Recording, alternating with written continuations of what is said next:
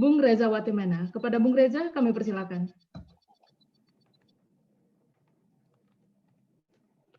Oke, selamat sore menjelang malam semuanya. Terima kasih sudah diundang ke acaranya Circles. Ini sudah ke dua ketiga, udah banyak deh kayaknya. Dan kayaknya emang akan ada beberapa pertemuan lagi ya di bulan-bulan berikutnya. Oke, jadi saya diminta oleh Mas Dimas untuk memilih tema ya. Waktu itu akhirnya saya memilih tema yang menjadi hobi saya, kegemaran saya waktu mendalami filsafat di Dirgantara awal-awal dulu ya, waktu S1. Tema soal pemikiran Jürgen Habermas itu. Saya ingat tuh tahun 2002 sampai 2008 ya. Itu saya semi-semi fanatik Habermas ya dan teori kritis Frankfurt pada masa itu. Sampai mendirikan Jürgen Habermas Society ya waktu itu di Dirgantara. Di Dirgantara waktu itu ada Hegel Society, Habermas Society, Cafe Logos, sama Marx Society ya. Saya ingat banget, dan seringkali banyak diskusi di luar kelas itu, inisiatif mahasiswa. Ya, dan kebetulan ya temanya memang tema pemikiran Habermas itu sangat penting ya, sangat relevan dan penting untuk kita sekarang ini di dunia. Nah, kita mulai saja kalau gitu.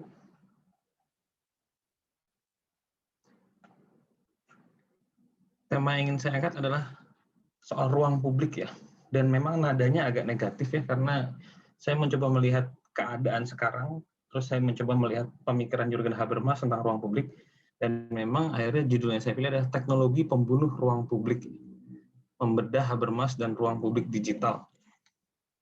Tapi di bagian akhir saya akan coba berikan beberapa refleksi tentang apa yang bisa dilakukan untuk keluar dari krisis ruang publik yang dialami oleh dunia sekarang ini. Oke, siapa itu Jürgen Habermas? Jürgen Habermas orang Jerman. Dia berkembang dari tradisi pemikiran sekolah Frankfurt ya, Frankfurter Schule, dan teori kritis di kota Frankfurt pada masa itu. Nah, apa yang membedakan teori kritis Frankfurt dengan teori-teori lainnya yang sudah lama kan di dunia pemikiran itu banyak sekali aliran berpikir ya, apalagi di dalam filsafat. Ada positivisme logis, ada idealisme Jerman, ada Marxisme, dan apa yang membedakan teori kritis dengan pemikiran-pemikiran lainnya? Yang membedakan adalah metode dan cita-citanya. Tujuan dari teori kritis adalah emansipasi atau pembebasan dari ketertindasan, pembebasan dari segala bentuk penjajahan yang ada di masyarakat. Lebih ke kritik budaya, kritik politik, kritik sosial, dan bagaimana supaya masyarakat itu menjadi masyarakat yang terbebaskan dari penindasan. Makanya teori kritis itu banyak belajar dari Marx, dan memang tujuannya adalah praksis ya, mendorong tindakan, mendorong lahirnya organisasi-organisasi mandiri yang punya cita-cita pembebasan ya. Itu di Jerman tahun 1930-an pada masa itu. Jadi memang pada saat Hitler ya, pada saat Nazi, dan kemudian menjadi institusi resmi setelah Perang Dunia Kedua di Frankfurt, lalu kemudian berkembang di situ. Cita-citanya adalah keluar dari hantu Nazi, fasisme Nazi ya, dari Hitler. Jadi membangun sebuah filsafat baru, sebuah teori baru yang cita-citanya adalah emansipasi, pembebasan. Nah, teori kritis juga berbeda ya dengan ilmu alam dan ilmu sosial ya yang biasa diajarkan di sekolah-sekolah ya. Kalau ilmu alam itu dari kacamata mereka tujuannya adalah untuk apa ya istilahnya, menjelaskan alam ya, Erklären, menjelaskan hubungan sebab akibat di dalam alam gitu. Misalnya air panas mendidih pada suhu ini terjadi karena ini, kenapa benda jatuh karena gravitasi, tentang hukum-hukum mekanika gerak gitu, segala macam. Tujuannya adalah untuk menjelaskan hukum-hukum alam, hubungan sebab akibat. Nah, kalau ilmu sosial tujuannya adalah untuk memahami hidup manusia, memahami masyarakat, memahami politik, memahami budaya. Jadi tidak melulu sebab akibat, tapi melihat apa yang ada. Bahasa Jermannya jelas. Ilmu alam tujuannya Erklären, menjelaskan. Ilmu sosial tujuannya Verstehen, memahami. Dan ilmu kritis tidak berhenti hanya menjelaskan, tidak berhenti hanya memahami, tapi sampai pada pembebasan. Jadi teori untuk membongkar, pertama membongkar bentuk-bentuk penindasan di masyarakat, yang kedua adalah mencoba membebaskan masyarakat dari penindasan-penindasan tersebut. Jadi memang orientasinya praksis. Ngerti kan kenapa anak S1 waktu itu demen banget teori ini, karena memang sangat inspiratif ya sebagai sebuah teori ya. Dan memang banyak belajar juga dari neo-marxisme ya. Marx kan terkenal, dia bilang bahwa Karl Marx ya, dia bilang bahwa filsafat selama ini hanya mencoba memahami dunia. Itu nggak cukup, yang penting adalah mengubahnya. Die Welt zu verändern, mengubah dunia. Jadi memang teori kritis itu dianggap sebagai aliran neo-marxisme ya, aliran pecahan atau aliran pembaharuan dari Marxisme. Bukan lagi revolusi, tapi kritik ideologi, membongkar penindasan. Bahasa kerennya demitologisasi, artinya membongkar kesalahan-kesalahan cara berpikir yang ada di dalam masyarakat. Dan itu proses terus-menerus ya. Makanya terus relevan sampai sekarang ya. Nah, dalam perjalanan teori kritis Frankfurt itu mengalami kebuntuan. Ada masalah di sana. Jadi mereka melihat bahwa akal budi manusia di abad 20 kemarin itu sudah menjadi sangat sempit ya. Akal budi sudah menjadi akal budi instrumental, disebut rasionalitas instrumental. Artinya manusia itu hanya bisa berpikir untuk menggunakan secara efisien dan efektif. Contoh, misalnya kita melihat pohon gitu ya. Kita melihat pohon, kita tidak bisa lagi mengapresiasi atau menghargai pohon, tapi kita berpikir ini pohon ini kayaknya bagus untuk dibikin furniture. Atau ini pohon ini bagus kayaknya untuk dijual, diekspor, untuk meningkatkan devisa negara. Jadi cara berpikirnya sudah matre dalam arti itu. Sudah kalkulatif. Jadi akal budi manusia yang tadinya digunakan untuk pembebasan ya. Jadi pembebasan itu lahir dari akal sehat ya, akal budi. Itu sudah tidak sehat. Nah, ketika akal budi sudah menjadi tidak sehat, lalu kemungkinannya apa? Gitu? Apa yang bisa membebaskan manusia? Gitu? Ketika akal budi sendiri sudah terjajah oleh cara berpikir matre tadi, cara berpikir kalkulatif, instrumental. Misalnya melihat manusia. Manusia modern tidak lagi melihat manusia sebagai sesuatu yang indah ya, ciptaan Tuhan, bagian dari semesta, tidak. Manusia modern melihat manusia sebagai sumber daya. Makanya lahir teori manajemen sumber daya manusia. Dari kacamata teori Frankfurt, dari kacamata Habermas dan teman-temannya, itu adalah cara pandang yang salah, melihat manusia sebagai sumber daya, sebagai benda. Terus kemudian biasanya teman-teman HRD merubah menjadi human capital management gitu ya. Sama aja, manusia kok dilihat sebagai modal, kapital, sama kayak uang, sama kayak tempat.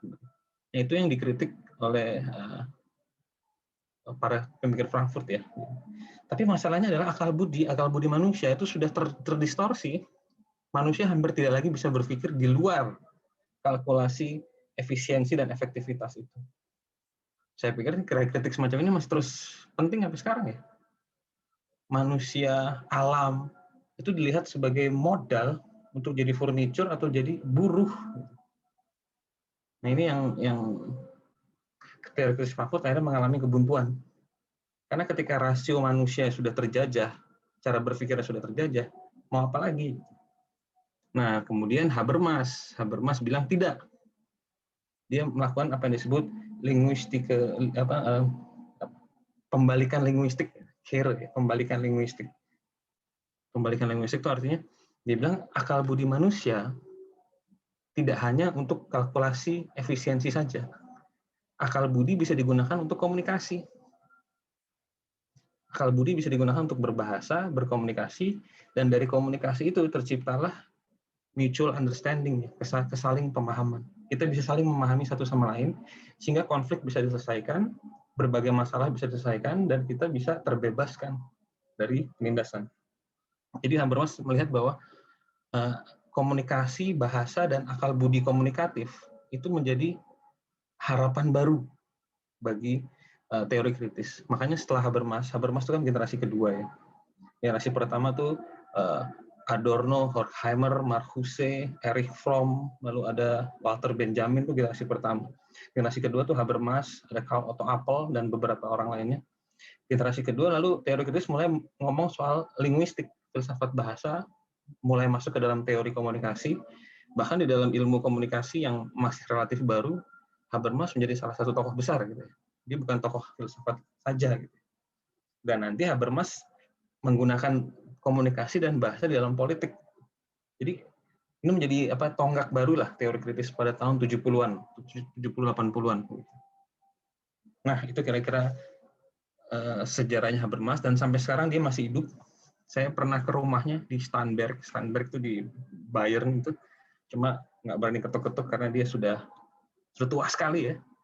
Ngomongnya sudah nggak jelas dan sudah agak-agak, ya namanya manusia ya, makin tua makin menurun kualitas fisiknya. Tapi di Jerman dia masih dianggap sebagai tokoh publik ya, masih sering nulis di koran, masih nulis buku. Ini orangnya, ini foto terbarunya yang bisa saya dapatin. Jadi ngomongnya emang udah nggak jelas ya. Saya beberapa kali mencoba nonton pemikirannya di YouTube, nggak ngerti dia. Saya nggak ngerti dia ngomong apa. Nggak ada yang ngerti juga kali ya. Nah, karya-karya Habermas. Jadi Habermas itu menulis banyak sekali buku ya dalam bahasa Jerman, lalu diterjemahkan dalam bahasa Inggris. Gitu. Karya pertamanya adalah soal ruang publik. Jadi di Jerman itu setelah doktoral ada satu tahap lagi namanya habilitasi. Kalau mau jadi profesor itu harus nulis habilitasi baru jadi profesor. Kalau Indonesia kan kebalikannya ya, udah tua, udah lama baru jadi profesor. Itu sebenarnya sistem yang bobrok ya di Indonesia. Justru orang masih muda harus jadi profesor biar bisa berkarya lebih banyak, punya pengaruh lebih luas. Jangan udah mau pensiun baru jadi profesor. Ya, sudah. Nah, jadi Habermas menulis di Strukturwandel der Öffentlichkeit ya, perubahan struktural di dalam ruang publik. Nah, ini memang teori yang ingin saya pakai dalam presentasi ini. Di dalam buku itu dia melihat perkembangan ruang publik. Ruang publik itu tadi sudah disebut ya oleh moderator juga. Ruang publik adalah tempat di mana kita bisa berjumpa untuk berbicara satu sama lain tentang masalah-masalah hidup bersama, menyelesaikan konflik, menyelesaikan atau membuat rencana baru, membuat program baru, membuat kebijakan baru. Jadi ruang bersama, ruang untuk berdiskusi, untuk berbicara soal kebaikan bersama. Nah, Habermas melihat bahwa ruang publik modern itu muncul persis pada saat revolusi Prancis. Di kafe, kalau di Prancis ya, kafe-kafe itu tempat para pemikir duduk. Ada Voltaire, ada Montesquieu, mungkin ada juga Rousseau. Gitu. Mereka berdiskusi soal negara itu harusnya bagaimana sih? Masyarakat itu harusnya ditata bagaimana sih? Jadi lahirlah revolusi Prancis, lahirlah pemikiran-pemikiran baru dari kafe-kafe ya. Jadi kafe itu bukan tempat nongkrong anak-anak dengan kopi harga mahal ya. Kafe itu kayak warung kopi kali ya kalau sekarang ini di Indonesia. Orang duduk lalu mereka komplain, wah pemerintahnya begini-begini nih, kita harus berbuat sesuatu. Mari kita menyuarakan pendapat, misalnya, atau kita mengorganisir, atau menulis sesuatu, atau bikin demonstrasi. Itu ruang publik, itu buku Habermas ya, setelah dia doktoral. Lalu dia juga terkenal dengan konsep teori komunikatif ya. Jadi setelah itu dia menulis 2 buku tuh tebel-tebel, teori des kommunikativen Handeln ya, teori tindakan komunikatif. Itu saya udah baca, itu udah lama banget saya baca. Intinya sederhana, bahwa masyarakat adalah masyarakat majemuk sekarang ini. Hampir mungkin tidak ada lagi masyarakat homogen di dunia ini. Semua sudah masyarakat majemuk dengan berbagai macam pandangan politik, agama, suku, ras, dan semuanya identitasnya menjadi sangat majemuk. Nah, menurut Habermas, satu-satunya cara untuk hidup damai dalam masyarakat majemuk adalah dengan proses komunikasi terus-menerus ya. Yang dia sebut proses komunikasi bebas dominasi. Komunikasi tanpa dominasi. Komunikasi yang setara, egaliter. Jadi nggak peduli orang tua, orang muda, orang kaya, orang miskin, orang pinter, orang terdidik, orang tidak terdidik, nggak ada hubungannya. Semua duduk ketemu di ruang publik dan saling berbicara. Saling berkomunikasi secara bebas untuk saling memahami. Untuk saling mendengar, saling memahami, terus membuat kesepakatan-kesepakatan baru, hukum-hukum baru, kebijakan-kebijakan baru. Itu intinya dari 2 buku itu. Dan memang itu sangat detail ya. Dia bilang komunikasi itu pertama harus jujur. Jadi apa yang kamu omongin itu bisa dites di kenyataan. Misalnya ada mouse. ruangan ini gelap, ruangan ini gelap. Jadi ada acuan ke realitas, terus harus jujur, harus komprehensif. Komprehensif itu artinya apa yang diomong itu jujur dan jelas gitu loh. Jelas. Kenapa kamu bertindak begini? Alasan-alasan jelas, komprehensif. Jadi tidak membuat orang bingung. Apalagi menggunakan bahasa-bahasa asing. Terus yang ketiga, komunikasi itu harus terbuka untuk pertanyaan misalnya, terbuka untuk uji validitas. Jadi jangan kamu ngomong tapi nggak mau ditanya gitu, nggak mau ditanggepin. Jadi maunya ngomong doang, nggak mau ditanggepin, tidak ada diskusi dua arah. Itu detail sekali di dalam dua buku itu. Dan memang itu Habermas bilang inilah solusi untuk semua persoalan masyarakat modern. Membangun ruang publik di mana orang saling berkomunikasi secara bebas, secara egaliter, secara jujur dan secara komprehensif. Ya keren banget sih, emang ideal banget dan terus relevan ya untuk dimanapun dan kapanpun. Nah, sekitar tahun 90-an ya, tahun 94 itu Habermas nulis buku Faktisiteit und Geltung. Ini untuk skripsi saya dulu. Jadi dia menerjemahkan teori komunikasi tadi dalam konteks hukum dan politik. Ini intinya sederhana bahwa kalau kita mau bikin hukum, mau bikin kebijakan politik, itu harus didiskusikan dulu di ruang publik. Nggak bisa bikin kebijakan seenaknya. Itu intinya. Nggak bisa bikin undang-undang semaunya sendiri. Bikin peraturan pemerintah semaunya sendiri. Tidak ada diskusi dengan masyarakat sipil, tidak ada diskusi dengan orang-orang yang nantinya terkena dampak dari kebijakan itu. Ada prinsip diskursus dan prinsip universalisasi ya. Intinya sederhana bahwa itu tadi, kalau kamu bikin kebijakan, sebisa mungkin semua orang yang nantinya terkena dampak dari kebijakan tersebut harus sepakat dengan kebijakanmu. Nggak bisa kebijakan itu kayak omnibus law, tahu-tahu terbit. Tidak ada diskusi, tidak ada apa-apa, makanya di demo. Atau apa kebijakan-kebijakan terkait COVID, tahu-tahu ada kebijakan. Tidak ada diskusi dengan masyarakat sipil ya. Semuanya itu turun dari atas, akhirnya nggak ada yang matuhin. Karena mereka tidak diajak bicara. Itu kayak perintah dari raja gitu. Nggak bisa, di dalam masyarakat modern tidak bisa perintah dari raja. Semua harus didiskusikan dulu dalam ruang publik.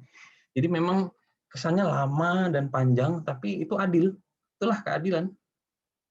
Yang dikejar oleh teori demokrasinya Habermas bukanlah efisiensi. Kalau mau efisien jadi partai komunis aja gitu ya. Semuanya serba tutut-tutut dari atas.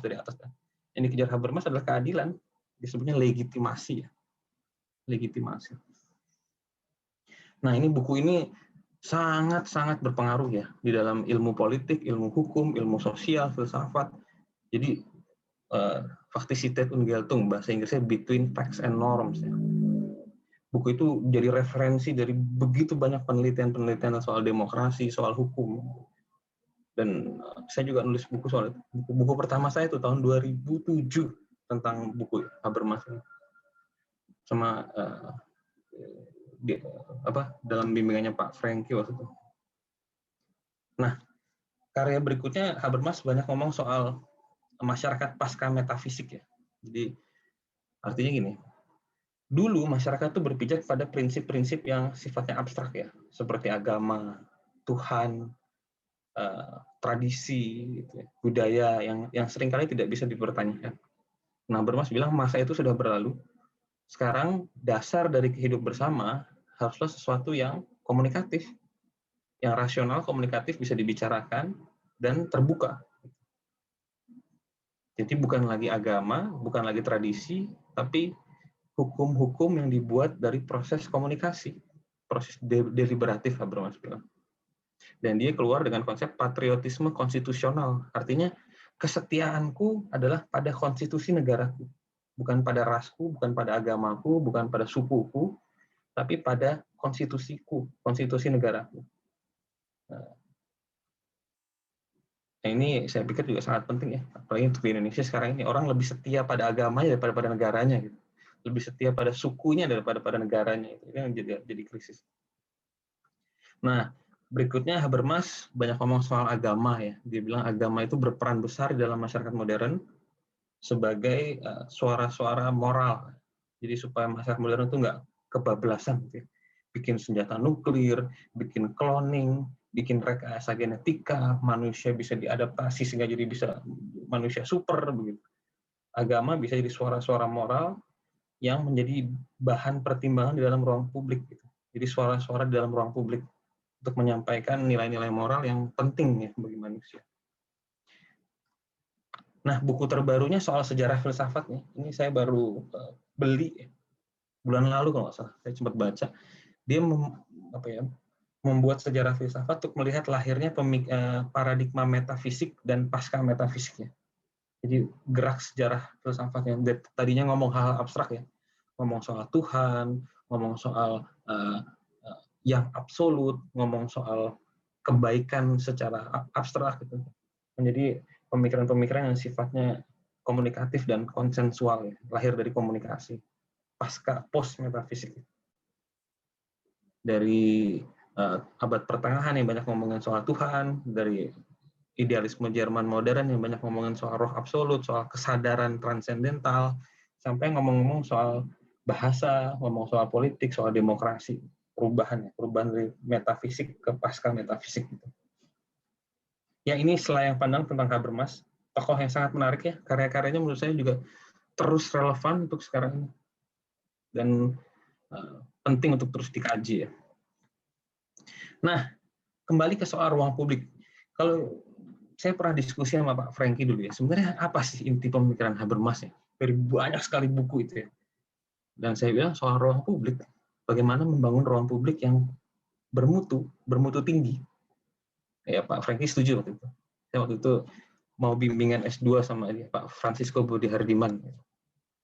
Ya, soal ruang publik, bagaimana ruang publik itu yang tadinya penuh dengan ide-ide pembebasan, dijajah oleh kapitalisme ya, menjadi rasionalitas instrumental, efisiensi dan efektivitas. Gitu. Dan bagaimana ruang publik itu bisa dikembalikan ke posisi semulanya, gitu. Tempat di mana orang bisa berbicara dengan bebas, secara egaliter, tentang hal-hal terkait kehidupan bersama. Jadi itu kayak inti perjuangan Habermas. Dan ini ada beberapa poin. Yang pertama ya tadi, yang kedua adalah kekuatan komunikatif yang disebut komunikatif lemah. Ya. Jadi Habermas melihat bahwa ada 3 elemen di dalam masyarakat modern. Yang pertama adalah negara atau pemerintah. Ya. Pemerintah sebagai otoritas politik, lalu ada bisnis, biasanya pelaku-pelaku usaha oligarki, orang-orang kaya yang menguasai konglomerasi. Ya, gitu. Dan yang ketiga adalah masyarakat sipil. Masyarakat sipil adalah kelompok-kelompok agama, universitas, orang-orang yang punya kepedulian pada hidup bersama. Dan 3 kekuatan ini saling mengimbangi, ya. Saling mengimbangi satu sama lainnya. Itulah demokrasi. Jadi politik diimbangi oleh bisnis dan diimbangi oleh kekuatan masyarakat sipil. Begitu pula bisnis tidak bisa seenaknya. Ada kekuatan politik dan ada kekuatan masyarakat sipil. Cuma memang di abad 20 dan abad 21, kekuatan komunikatif menjadi semakin lemah. Ini yang disebut oleh Habermas sebagai kolonisasi ruang publik, ya, atau kolonisasi dunia kehidupan disebutnya. Die Kolonisierung der Lebenswelt. Konsep. Jadi kampus, universitas, kelompok-kelompok agama yang harusnya berjuang untuk kepentingan keadilan, sekarang sudah keracunan uang dan keracunan kekuasaan, sehingga mereka berbelok. Misi mereka tidak lagi murni untuk keadilan dan untuk pembebasan, tapi untuk memperkaya diri atau memperoleh kekuasaan politik. Dan ini yang memang menjadi tema Habermas, bagaimana ini diperbaiki gitu. Dan ruang publik yang ideal menurut Habermas memang isinya adalah manusia-manusia yang saling berkomunikasi. Orang-orang yang cara berpikirnya tidak hanya efisiensi dan efektivitas, tapi komunikasi untuk saling memahami. Gegenseitiges Verständnis itu konsep yang terus berulang ya, mutual understanding, saling memahami. Dan Habermas juga senang sekali berdiskusi ya. Jadi lawan diskusinya itu banyak, bukan lawan ya. Teman diskusinya itu banyak. Dari Hans Georg Gadamer, Richard Rorty, Jacques Derrida. Jadi dia berdialog dengan banyak sekali pemikir pada zamannya. Jadi, ini adalah pemikir yang sangat komunikatif ya. Jadi dia menjalankan filsafatnya sendiri. Yang menarik dari Habermas. Nah, salah satu kritiknya dari Richard Rorty ya, pemikir Amerika, dia bilang ruang publik itu tidak pernah digerakkan oleh akal budi. Ruang publik adalah ruang hasrat, ya, ruang passion, yang digerakkan oleh puisi, oleh syair, oleh cita-cita romantik. Akal budi itu cuma selubung untuk hasrat. Saya pernah nulis juga soal ini di buku bareng Pak Budi Hardiman juga soal ruang publik. Jadi Habermas bilang energi ruang publik adalah akal budi komunikatif khas Jerman, ya, rasional. Sementara Rorty bilang enggak, energi ruang publik adalah passion, hasrat, estetika, bukan akal budi, bukan yang rasional. Ya, saya bilang sih ya dua-duanya benar, tergantung kita hidup di zaman yang mana, begitu ya. Nah, bagaimana dengan ruang publik digital?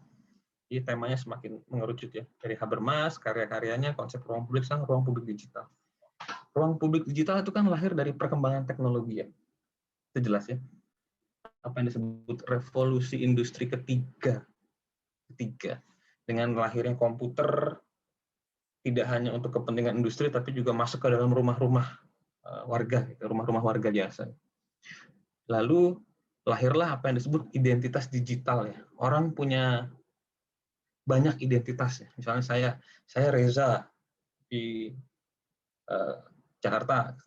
Nanti saya bisa jadi siapa, saya ganti nama mungkin di dalam game World of Warcraft, atau saya punya akun Facebook beberapa dengan nama-nama yang berbeda. Lalu saya punya akun Google untuk komen-komen di YouTube dengan nama-nama yang berbeda supaya nggak kelihatan. Jadi saya punya banyak topeng, ya, persona, ya, identitas digital. Dan seringkali, apalagi sekarang ya, dengan physical distancing dan COVID ini, orang identitas digitalnya malah lebih kuat. Persona di Instagram dan Facebook itu jauh lebih real daripada hidup sehari-hari, gitu ya.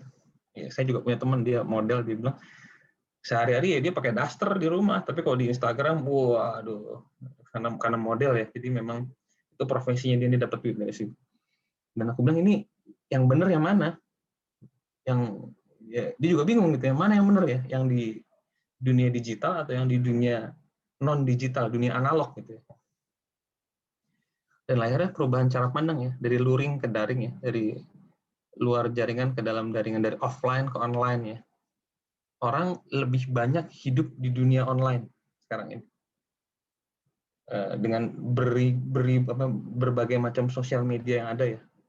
Dari YouTube dia mungkin nonton terus, dari Instagram dia mungkin posting dan browsing terus-menerus, scrolling, Facebook juga gitu. Jadi orang tinggal di dunia virtual sekarang ini. Alamatnya adalah alamat email, ya, bukan alamat rumah, ya. Alamat rumah itu buat kirim-kirim barang dari belanja online, cari jodoh online. Apalagi sekarang pernikahan pun juga online, ya. Kemarin ada teman meninggal, bapak ibunya berdoa juga berdoa online, ibadah online. Ini yang disebut digitalisasi dunia kehidupan. Nah, argumen saya adalah dengan hadirnya dunia digital ini, informasi itu menjadi begitu banyak. Informasi begitu banyak, dan sesuatu yang berlimpah itu kan jadi tidak berharga, ya. Sesuatu yang berlimpah, yang kebanyakan itu jadi tidak berharga. Saya ingat dulu waktu mulai kuliah itu belum zaman online, mau cari buku gitu, itu harus ke perpustakaan, harus ngubek-ngubek gitu. Jadi buku itu jadi sangat berharga gitu. Wah, ini ada bukunya dari tahun 70-an, karyanya Sindunata waktu itu. Wah, ini buku bagus banget. Fotokopi. Nggak boleh sama perpustakaan. Aduh, belinya di mana? Kita cari ke Senen. Itu ada pasar buku bekas itu kan. Jadi buku itu begitu berharga karena susah nyarinya, apalagi buku-buku bagus, ya. Nah, sekarang dengan informasi, buku hampir menjadi tidak ada harganya karena orang bisa akses semua informasi di Google, di search engine gitu ya. Dan akhirnya karena dianggap tidak berharga, orang malas untuk mengolahnya. Jadi tidak bermakna. Makanya itu salah satu paradoks abad 21 kan. Informasi berlimpah, tapi orang semakin lama semakin dangkal. Semakin tidak bisa berpikir kritis, tidak bisa berpikir analitis, tidak bisa berpikir panjang, cenderung tidak sabaran, gitu. Tidak mau membaca atau mendengarkan pandangan-pandangan yang berbeda dengan pandangan dia, menjadi semakin fanatik, menjadi semakin radikal. Gitu. Kan heran ya, di abad 21 yang begitu canggih ini, semakin banyak orang yang jadi radikal. Lah, bukannya kita harus semakin terbuka ya? Ya, karena informasi, pengetahuan terlalu banyak dan tidak bermakna pada akhirnya. Nah, inilah yang saya sebut tadi, teknologi yang membunuh ruang publik. Ruang publik yang tadinya tempat orang berdiskusi, berjumpa dan berkomunikasi, sudah rusak, digantikan dengan orang-orang yang pikirannya pendek, tidak kritis, bukan lagi berdiskusi tapi saling menghantam ya, berdebat. Bukan berdiskusi tapi berdebat. Berdebat itu kan saya benar, kamu juga benar, kita teriak-teriak aja tuh berdua gitu. Nggak ada yang mau dengerin, mempertahankan posisi saya gitu. Nggak ada upaya untuk, mungkin dia benar ya. Nggak ada. Maka ruang publik pun menjadi krisis ruang publik ya. Dan ini yang paling bawah. Dan banyak juga orang memilih menjadi apatis, tidak peduli. Capek lah, ngapain kita di ruang publik? Mendingan kita nonton Netflix, ya gitu. Mendingan kita nonton YouTube yang lucu-lucu atau nonton sinetron-sinetron sampah di TV. Menjadi penonton global, menjadi apatis ya, the silent majority ya, warga dunia yang banyak, tapi mereka tidak peduli, sudah kehilangan kepekaan ya pada isu-isu ruang publik.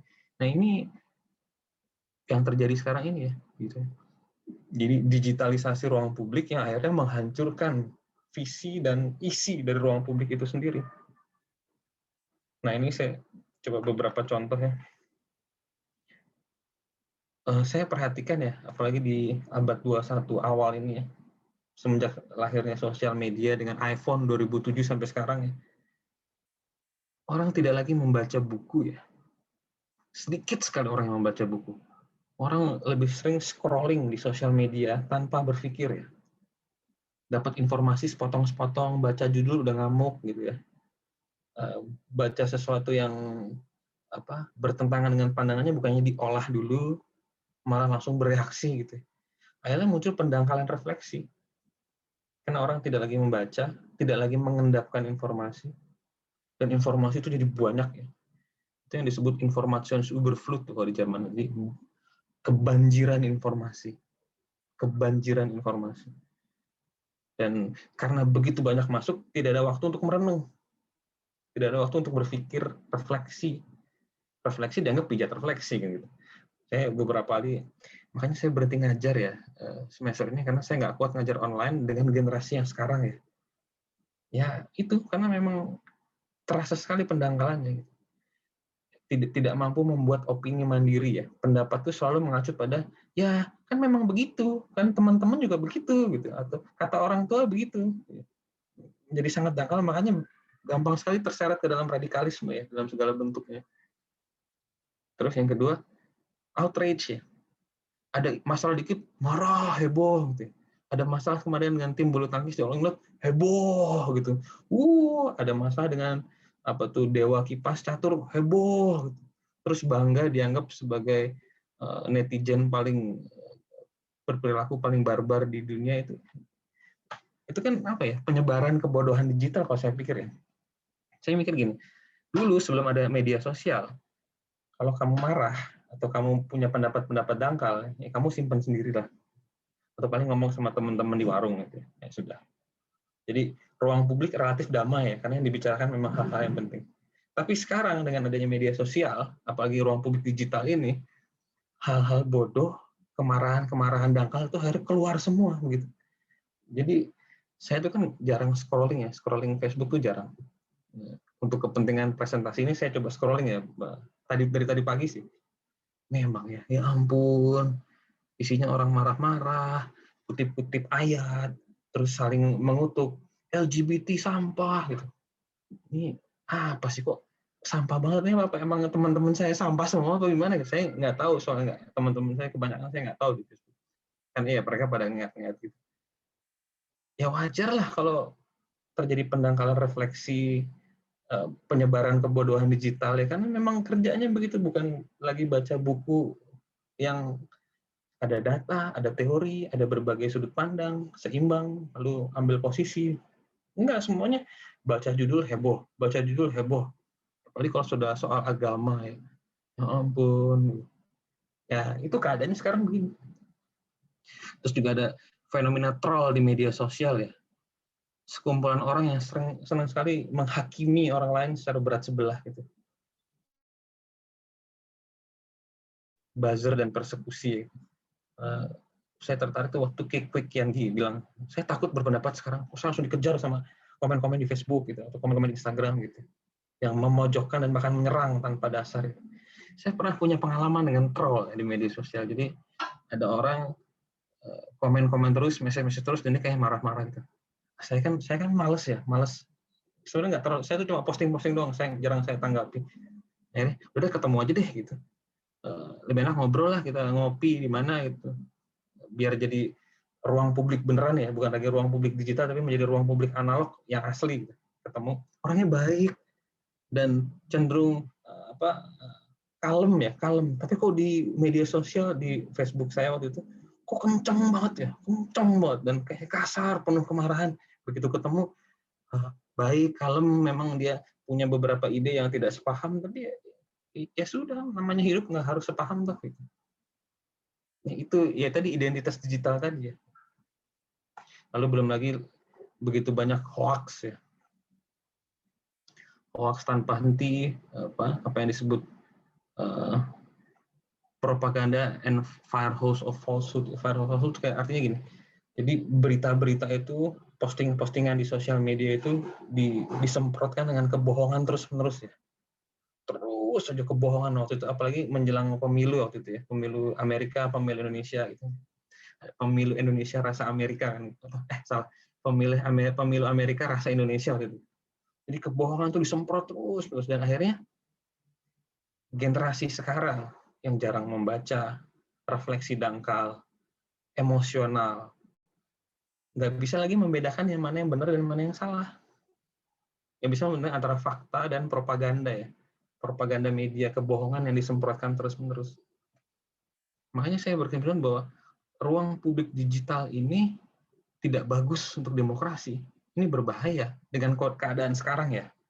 Terlalu banyak sampah di sana dan membuat manusia-manusia yang ada di dalamnya itu menjadi pendek berpikir, dangkal, shallow, gampang percaya fitnah, gampang diadu domba, gampang emosi, berbeda pendapat lalu berantem. Tadinya saya mau saya capture tadi beberapa perdebatan di satu postingan itu. Isinya, tolol lo, goblok, anjing lo, buset deh, ini apa ini? Komen-komen di bawah postingan itu ya. Dasar lo, kafir, gitu. Astaga. Dulu, mungkin tanda kutip kebodohan ini ada di ruang privat ya. Mungkin dia dengan teman-temannya di warung, gitu. Tapi sekarang dengan sosial media itu tersebar buat seluruh dunia untuk membaca, gitu. Itu jadi beracun sekali ya, kondisi ruang publik digital kita jadi toksik, beracun sekali. Dan manusia-manusia yang ada di dalamnya cenderung juga menjadi toksik. Nah, manusia-manusia semacam itu bisa nggak berdemokrasi? Bisa nggak perbedaan pendapat, perbedaan pandangan itu dijembatani dengan komunikasi yang sehat, yang bebas, yang egaliter, yang jujur? Bisa nggak? Lalu ngomong aja isinya bentak-bentak gitu ya. Ya itu makanya saya agak pesimis ya, makanya saya sebut teknologi yang membunuh ruang publik ya, akhirnya digitalisasi. Sejauh saya baca Habermas nggak banyak ngomong soal ini. Ini mungkin ruang publik digital dan keruntuhan ruang publik secara keseluruhan ini kayak tafsiran saya lah, bagaimana Habermas diterapkan untuk membaca keadaan kita sekarang. Ya, tapi kan kalau saya ngomong itu terlalu pesimisnya. Saya coba, mungkin ada beberapa hal yang bisa dilakukan ya. Yang pertama adalah harus ada regulasi ketat media sosial. Ya. Ini harus benar-benar ketat, tidak bisa hanya dengan komisi, tidak bisa hanya dengan dewan pers. Gitu. Media sosial itu sudah terlalu beracun. Ya. Dan polisi cyber itu menurut saya harus tegas ya. Ini hoax itu harus ujaran kebencian, hoax itu harus benar-benar ditindak gitu, dengan tegas. Memang ada saatnya kita harus keras ya, harus otoriter ya. Jadi saya kan orangnya kontekstual ya. Ketika pemerintah terlalu otoriter, saya akan berteriak soal demokrasi. Tapi ketika pemerintah terlalu lemah ya, terlalu anarkis, saya akan berteriak soal otoritarianisme gitu. Karena memang gerak sejarah itu begitu, kadang-kadang terlalu otoriter, kadang-kadang terlalu anarkis gitu ya. Keseimbangan antara keduanya ini yang diperlukan. itulah negara hukum, Rechtsstaat ya. Terus saya juga melihat bahwa pengguna media sosial itu semakin lama semakin muda ya. Anak umur 3-4 tahun, 5 tahun sudah jago sekali bermain sosial media. Saya pikir ini tidak sehat ya. Attention span ya, ruang perhatiannya menjadi sangat pendek kalau dia hanya di dunia sosial, hanya di media sosial saja.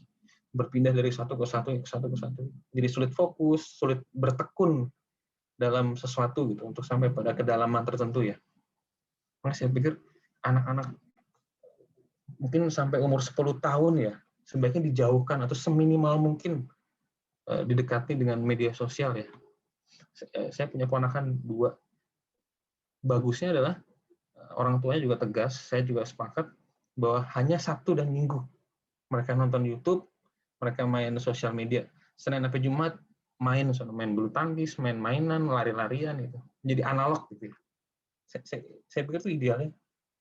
Yang saya temuin sering kali kan adalah misalnya sekali nongkrong sama teman-teman gitu pada bawa anak, itu anaknya daripada ribut kasih aja iPad, kasih aja handphone. Anaknya umur 6 tahun 7 tahun gitu, sulit diajak ngomong. Saya mau ngajak ngomong gimana, makanya apa gitu, sukanya apa ya. Terus bagaimana bisa berefleksi, berpikir soal hal mendalam, analitis, berpikir kritis gitu ya, kalau dari kecil sudah terekspos dengan keracunan ruang publik semacam itu gitu ya. Nah, tentu saja tapi regulasi tersebut harus demokratis ya. Tidak bisa regulasi itu tiba-tiba menteri bikin kebijakan, tiba-tiba keluar peraturan pemerintah. Nggak ada yang matuhin kalau kebijakannya hanya satu arah begitu. Nggak ada yang peduli gitu masalahnya. Dan akhirnya pemerintah kesulitan sendiri kan. Jadi bikin kebijakan itu pertama-tama harus dilempar isunya ke ruang publik. Buka forum-forum, kalau perlu bikin FGD lah per provinsi gitu. Untuk sampai pada pemahaman yang matang soal keadaan, baru keluarin kebijakan. Itu demokrasi deliberatif. Itu artinya demokrasi. Bukan cuma pemilihan umum aja, habis itu presiden bisa jadi kayak raja, bikin peraturan ini, peraturan itu, peraturan ini, tiba-tiba batalin semuanya sendiri. Ya kita harus belajar berdemokrasi. Nah, saya juga sempat diskusi dengan teman saya. Jadi perusahaan-perusahaan multimedia ini ya, baik TV maupun yang multimedia ini ya, yang network segala macam ini harus sepakat ya. Perusahaan-perusahaan besar ini harus duduk di satu meja dan mereka harus sepakat untuk buat program-program dan konten-konten yang bermutu. Bukan sinetron-sinetron sampah yang penuh dengan ketidakmasuk akalan ya gitu. Bukan program-program yang isinya gosip-gosip nggak penting yang bikin orang jadi semakin lama semakin nggak ngerti perbedaan ruang privat dan ruang publik ya. Bukan hoax, bukan fitnah, bukan propaganda. Jadi benar-benar program-program yang mendidik, konten-konten yang mendidik. Sebenarnya saya pikir itu nggak sulit ya, karena itu kan oligarki media ya.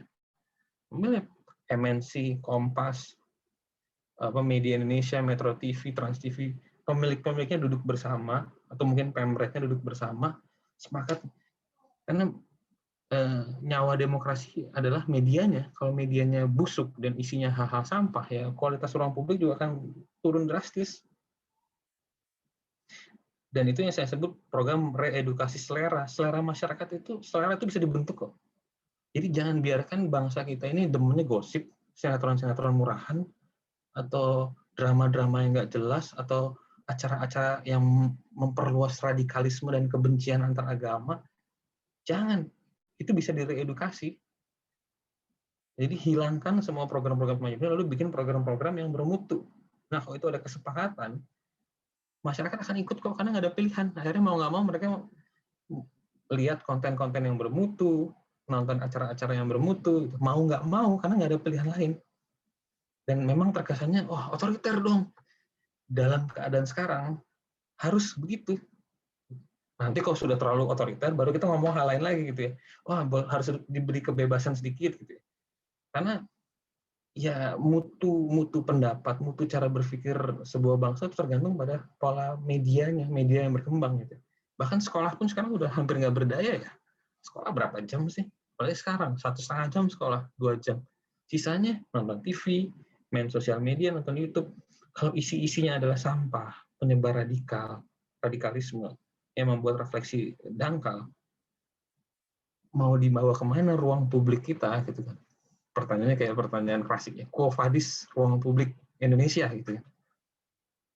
Apakah menjadi hancur begitu dangkalnya sehingga ya banyak masalah tidak terselesaikan ya. Korupsi terus-menerus, kebijakan pemerintah terus-menerus merugikan rakyatnya gitu. Dan lama-lama ya hancur. Indonesia bisa hancur. Dan sebelum hancur mungkin perang saudara dulu, dan itu memang siklus politik ya kalau diperhatikan ya. Jadi kembali argumen saya di presentasi ini adalah ruang publik digital itu justru mengalami keruntuhan,